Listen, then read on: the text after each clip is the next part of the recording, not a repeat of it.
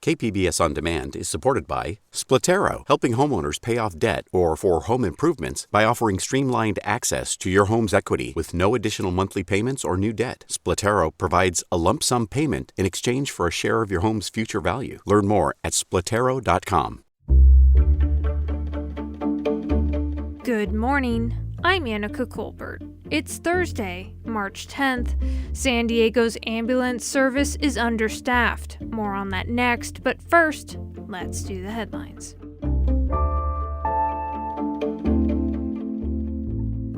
San Diego County is paring down its COVID-19 investigations. It'll now limit its focus to people at higher risk of developing serious complications from the disease.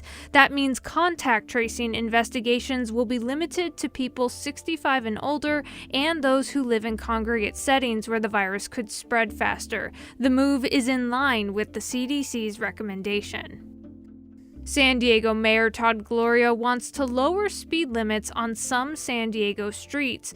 Previously, cities in California had to base their speed limits on actual speeds that most drivers go. But a new state law gives cities more discretion over speed limits, and Mayor Gloria wants to make use of it, particularly with traffic deaths on the rise. That's obviously a way that you can reduce the likelihood of an injury or a fatality. When vehicles are moving at slower speeds, that definitely reduces the likelihood of that terrible thing happening. 72 people died in traffic collisions on city streets last year. That's a 41% increase in traffic deaths compared to 2019.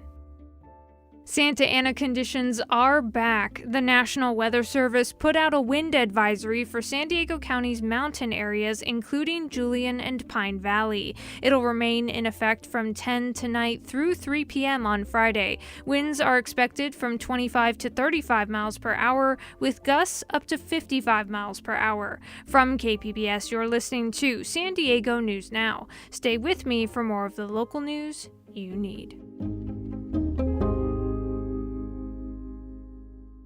KPBS On Demand is supported by UC San Diego's Art Power, presenting cellist Joshua Roman, performing from his album Immunity, alongside music by J.S. Bach and more. Sunday, June 22nd at UC San Diego's Epstein Family Amphitheater. Reserve your tickets at artpower.ucsd.edu.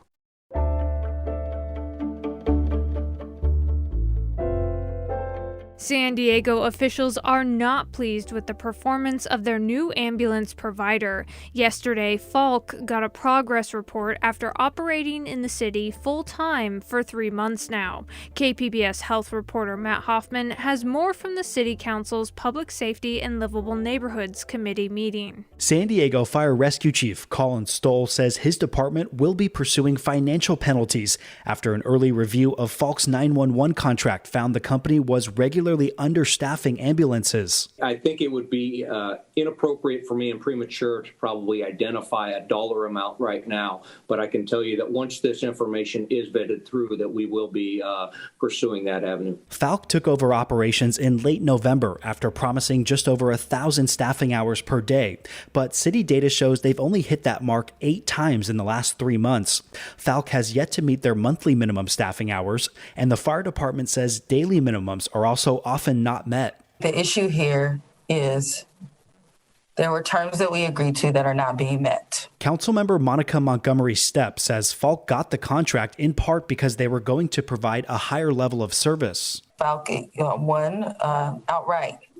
But if that was based on promises that could never have been fulfilled, then we have to go back to the table because that makes the process very unfair. Councilmember Raul Campillo says Falck is not following through on what they promised. I want to first and foremost ask Falck why we shouldn't see the statistics from the last 3 months as really a bait and switch on the city of San Diego. Falck's leadership says they have been addressing disparities and are working with the fire department in areas where the company has fallen down. What we've seen along with the fire department is a significant improvement in February. Falck's managing director, Jeff Bain, maintains that the recent COVID-19 surge complicated staffing with up to 25% of the workforce out at one time. We are working hard to continue our recruitment bring our employees on as quickly as we can. The fire department says there have been times in areas where no ambulances have been available and they've had to rely on mutual aid while creating their own contingency plans.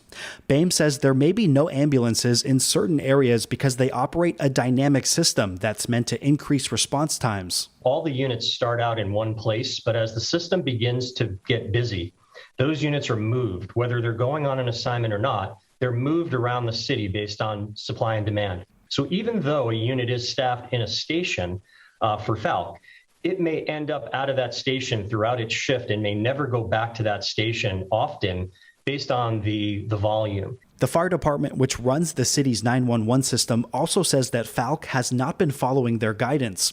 Jody Pierce is the deputy chief of EMS. The city has provided direction to Falck in relation to operational, logistical, education, quality assurance matters that all kind of revolve around not only contract requirements, but local and state requirements. And they have not followed that direction, which has caused issues with our fire operation, county EMS. We continue to work with them to try to address these issues. But yes, it has been a challenge. So what I'm hearing is Falck is not following the directions of San Diego Fire Rescue. Yes, sir. Some crews are pulling extra shifts, and city officials are worried about the potential for burnout. My workforce has endured incredible adversity in call volumes, staffing levels, and difficult working conditions. Anthony Sorcy is a Falck paramedic and president of the San Diego Association of Pre-Hospital Professionals. He represents hundreds of employees and says conditions have been getting better. We are happy to report that the service levels and in-kind working conditions have improved for our members. Before fines can be issued, Falck will have a chance to review the city's data. The company has the 911 contract for the next 5 years. Matt Hoffman, KPBS News.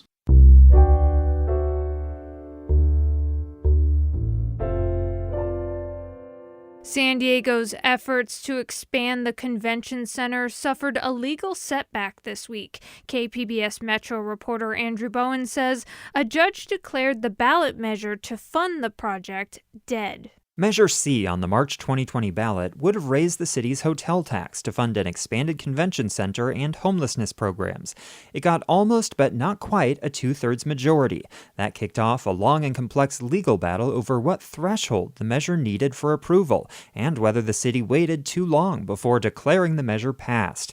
Andrea Guerrero leads the nonprofit Alliance San Diego, which sued the city over Measure C. This case could have been about any ballot measure. Our concern was about the power taken by City Council to ignore election law and manipulate the election to get the results that they wanted. Mayor Todd Gloria called the ruling an unfortunate delay and says he supports the city filing an appeal. Andrew Bowen, KPBS News. President Biden says gas prices will continue to go up in light of more sanctions on Russia. But experts say it's not just gas prices that'll increase. KPBS reporter Kitty Alvarado visited a family-owned restaurant, and she spoke with an economist about what this means for everyday Americans and if this continued inflation will trigger a recession. Viridiana and TJ, the owners of Huapango's Mexican cuisine, have been working hard, serving up authentic, delicious Mexican dishes to the community in Hillcrest for almost 2 decades. They've also been working hard to keep the doors open since the pandemic hit. But it's been one hit after the next. Now that the pandemic is easing, inflation and gas prices are clawing into their profits. The meat went up, the to-go boxes went up, the tortillas are going up, everything. They don't want to raise their prices, but menu prices are a tricky thing to increase. So for us, with the food, we're kind of stuck. We cannot afford it. And honest, I'm scared to raise the prices. If I raise the prices, the business is going to go down. For now, Viridiana and TJ say they will keep working hard and remain hopeful they can continue to do what they love. Kitty Alvarado, KPBS News.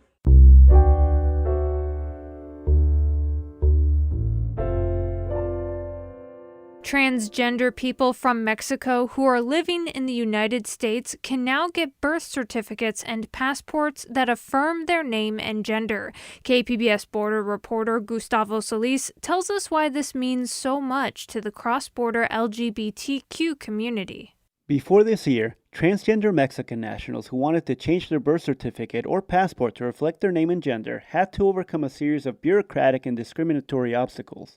Carlos Gonzalo Gutierrez is the Consul General of Mexico here in San Diego. Here's how he describes the old process. Have to go back to Mexico, go in front of a judge, and claim through litigation for the recognition of the right of identity. Obviously, that in itself is discriminatory. But now, every Mexican consulate in the country allows transgender people to update their documents. 3 local activists were the first to go through the process here in San Diego. Jamie Arangure is the director of the Proyecto Translatina advocacy group and calls it a victory in a years-long battle. Now we're going to feel freedom to show the passport or ID that says, oh, this is me. This is my real me. With these proper IDs, transgender people from Mexico will not face the same levels of discrimination in San Diego that they experienced before. This is Gustavo Solis for KPBS News. Coming up, I've been watching the old movies from the 40s again. Classics like I Wake Up Screaming and Cry of the City. Those early noir films really had something. Get to the point. Victoria Mature connects with her late famous father through a unique multimedia production. More on that next, just after the break.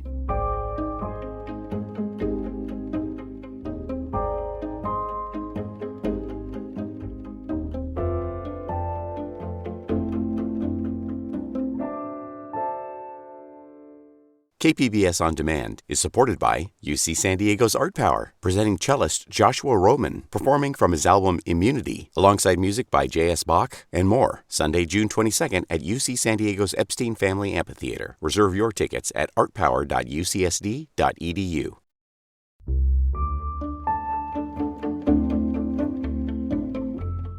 This Saturday, Bodhi Tree Concerts presents the Victoria and Victor Mature Cabaret. It's a unique multimedia father-daughter act in which Victoria pays tribute to her late father, a star of classic Hollywood, Victor Mature. KPBS arts reporter Beth Accomando speaks with Victoria, who's a San Diego resident, about her dad and about creating the show.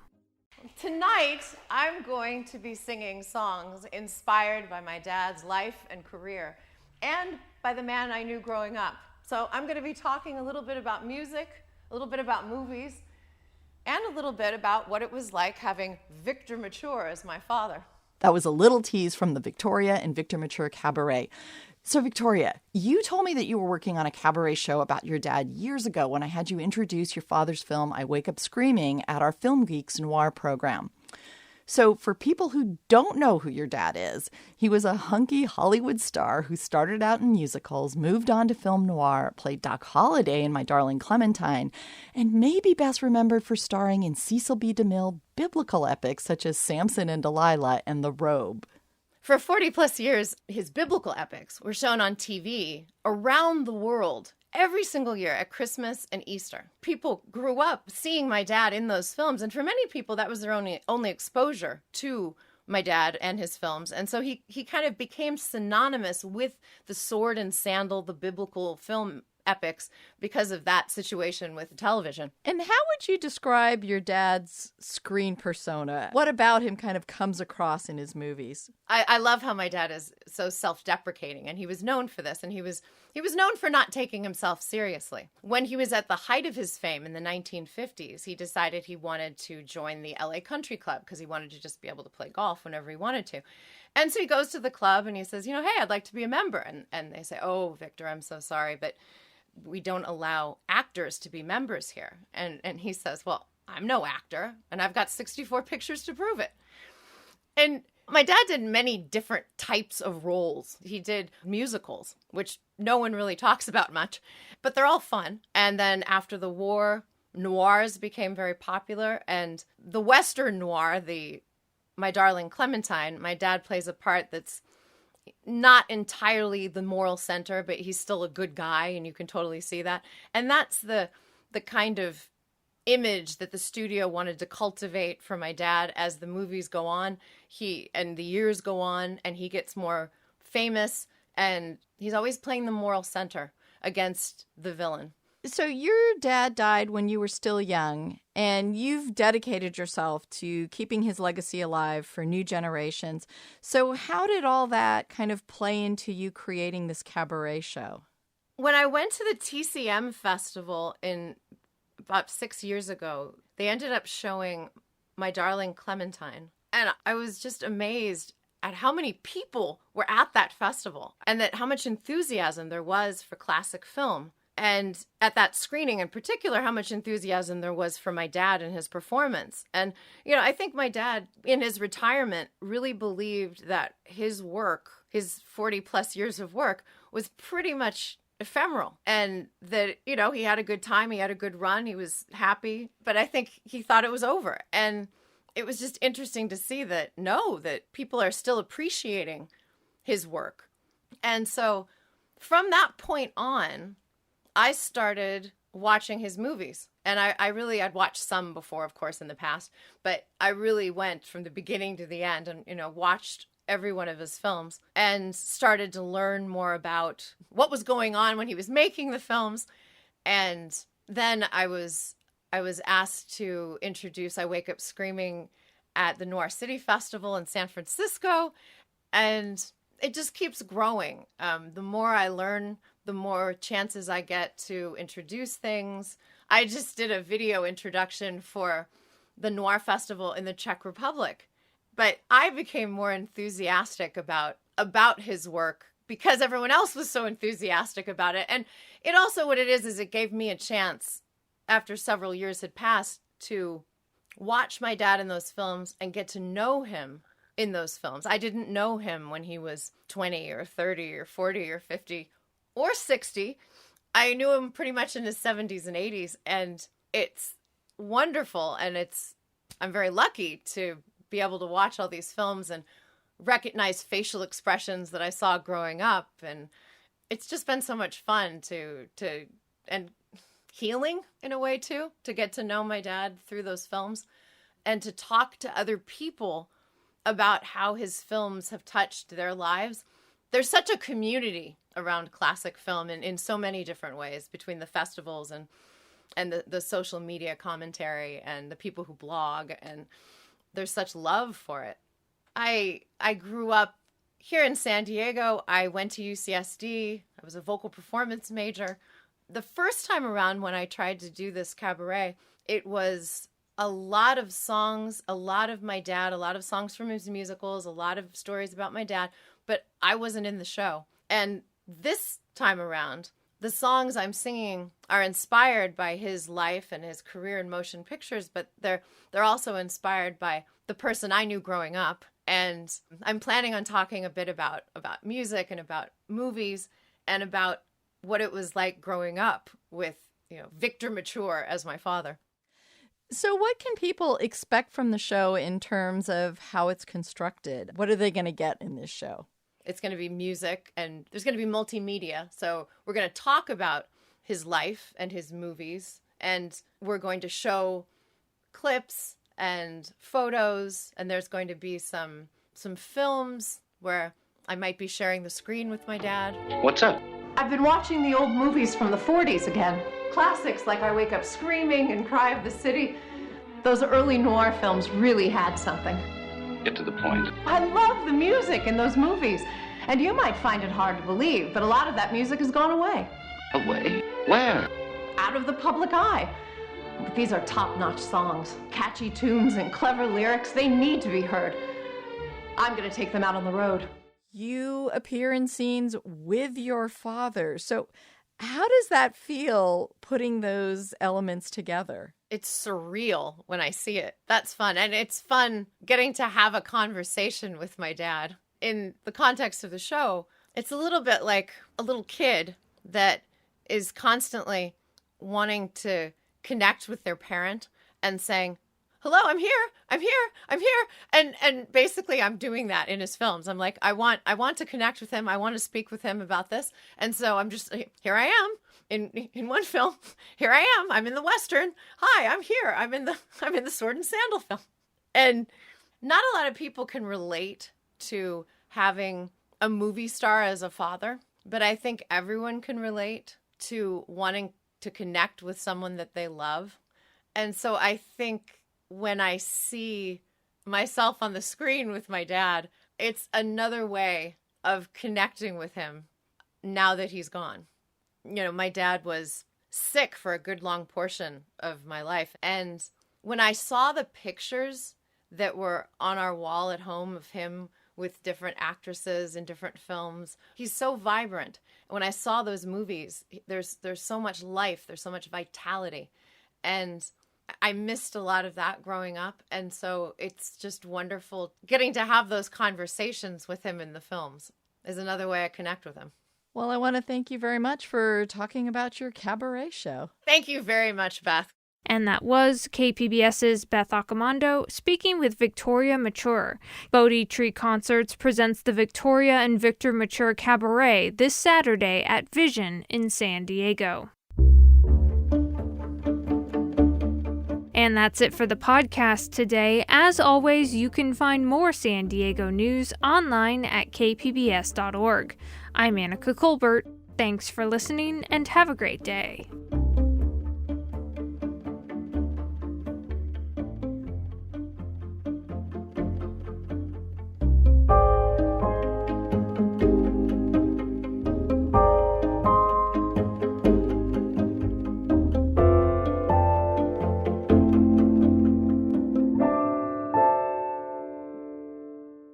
KPBS On Demand is supported by UC San Diego's Art Power, presenting cellist Joshua Roman, performing from his album Immunity, alongside music by J.S. Bach and more, Sunday, June 22nd at UC San Diego's Epstein Family Amphitheater. Reserve your tickets at artpower.ucsd.edu.